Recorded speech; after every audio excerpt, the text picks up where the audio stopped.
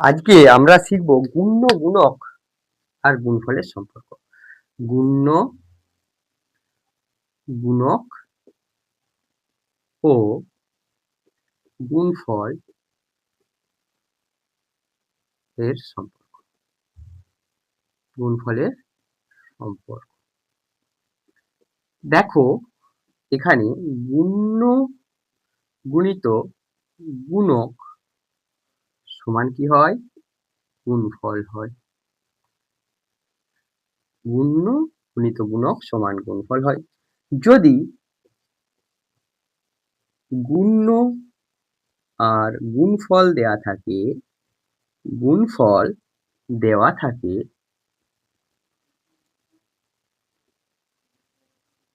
গুণক সমান কি হয়?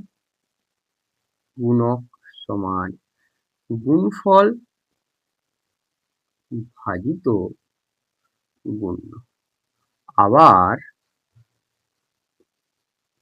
যদি গুণক আর গুণফল দেয়া থাকে, গুণক আর গুণফল দেওয়া থাকে তখন গুণ্য সমান কি হবে? গুণফল ভাজিত গুণক। তাহলে আমরা এই তিনটে সূত্র দ্বারা গুণের সমস্ত অঙ্কই আমরা করতে পারবো। Thank you.